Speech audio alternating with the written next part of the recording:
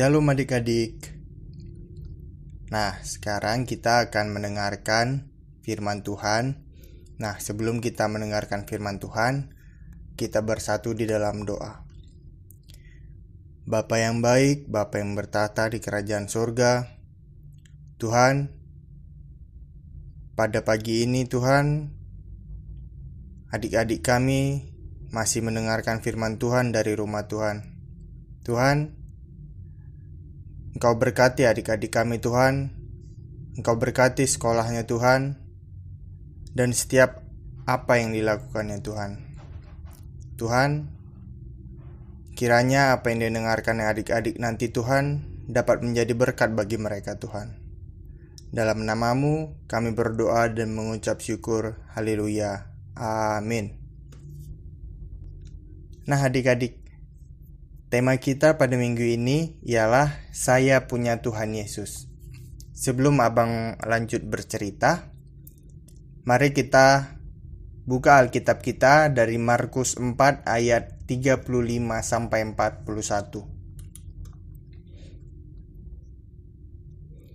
Markus 4 ayat 35 sampai 41. Abang baca ya adik-adik.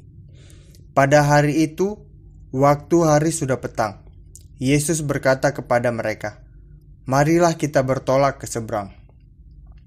Mereka meninggalkan orang banyak itu lalu bertolak dan membawa Yesus beserta dengan mereka dalam perahu di mana Yesus telah duduk, dan perahu-perahu lain juga menyertai Dia. Lalu mengamuklah taufan yang sangat dahsyat dan ombak menyembur masuk ke dalam perahu, sehingga perahu itu mulai penuh dengan air. Pada waktu itu, Yesus sedang tidur di buritan di sebuah tilam. Maka murid-muridnya membangunkan Dia dan berkata kepadanya, "Guru, Engkau tidak peduli kalau kita binasa?"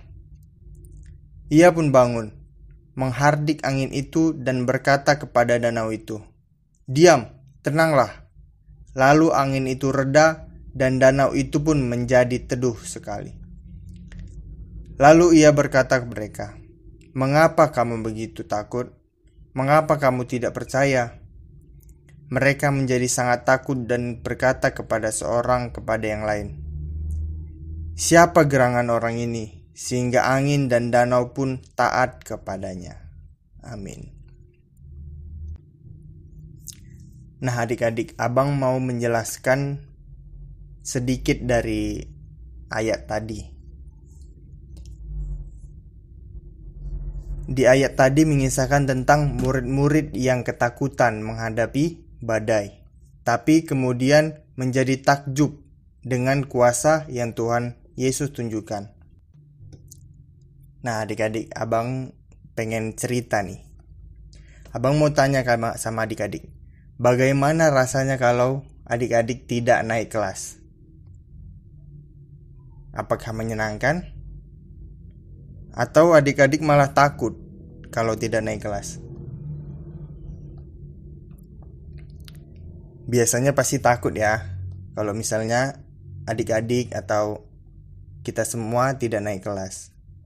Nah, supaya jangan takut, adik-adik harus rajin belajar dan mengerjakan tugas-tugas yang diberikan oleh Bapak dan Ibu guru. Nah, selain itu harus apa lagi adik-adik?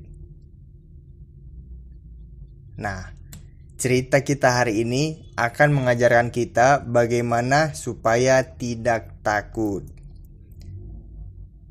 Pada suatu hari, Tuhan Yesus bersama murid-murid naik perahu untuk menyeberangi danau. Saat mulai berlayar, Tuhan Yesus memilih untuk tidur di bagian belakang perahu dengan beralaskan tikar. Dan perahu itu pun mulai berlayar dengan tenang, sangat tenang. Namun, apa yang terjadi? Beberapa saat kemudian, secara tiba-tiba, bertiuplah angin yang sangat kencang dan gelombang yang sangat tinggi, sehingga air pun mulai masuk ke dalam perahu. Nah, murid-murid itu sudah biasa berlayar. Jadi pasti mereka tahu harus bagaimana mengatasinya. Tapi ternyata kali ini badainya sangat besar dan berbahaya. Jadi mereka malah menjadi takut dan mereka mulai berpikir bahwa pasti mereka akan mati tenggelam di danau ini.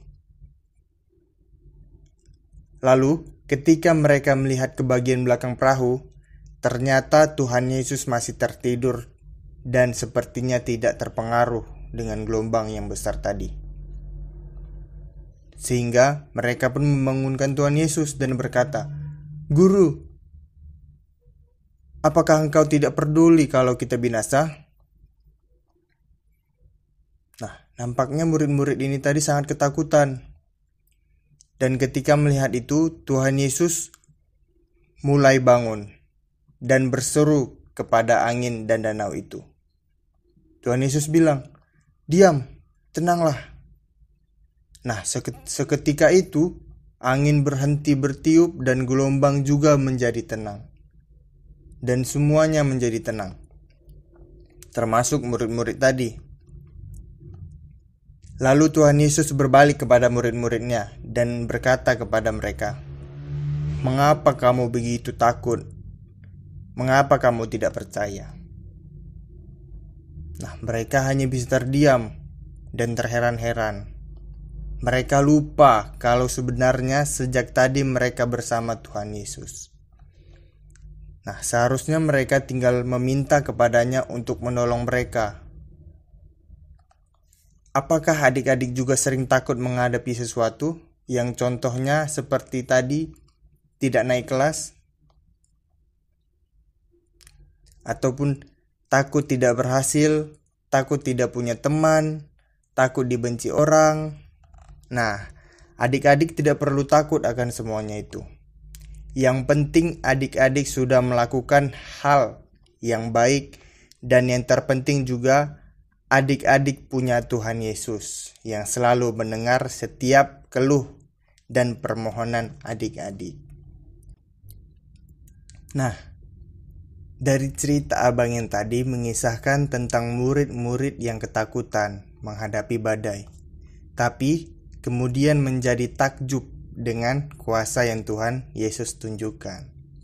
Nah, adik-adik, dari cerita abang tadi dapat dipelajari beberapa hal yang menarik loh, yang berkaitan dengan kehidupan sehari-hari. Yang pertama, setiap manusia pasti akan berhadapan dengan masalah. Nah, kalau dalam kisah ini, murid-murid dihadapkan dengan masalah badai dan gelombang yang sangat besar. Nah, kalau di kehidupan adik-adik atau di kehidupan kita semua, biasanya kita dihadapkan dengan masalah sulit mengerjakan tugas, sulit melakukan sesuatu, dan masalah-masalah yang lain yang dapat membuat kita marah. Nah, tapi di luar itu semua, kita harus percaya kalau Tuhan Yesus selalu beserta kita. Nah, yang kedua, masalah memang selalu membuat orang merasa tidak sejahtera kan adik-adik. Membuat adik-adik, kalau misalnya adik-adik dalam masalah pasti tidak sejahtera, marah, takut, seperti yang dirasakan murid-murid Tuhan Yesus di cerita yang abang ceritakan tadi. Namun, sebagaimana dalam bacaan tadi, cerita tadi, ayat tadi, Yesus mengingatkan bahwa rasa takut itu menunjukkan bahwa murid-murid kurang beriman atau kurang percaya. Nah, begitu juga dengan kita, adik-adik. Kita harus percaya kepada Tuhan Yesus. Kita serahkan semuanya pada Tuhan Yesus, dan kita juga harus berusaha. Dan kita harus percaya kalau kita tuh bisa. Dan kita harus juga percaya kalau Tuhan Yesus ada bersama kita. Nah, yang ketiga, dengan adanya masalah atau badai, seharusnya kita dapat belajar untuk semakin beriman kepada Tuhan Yesus.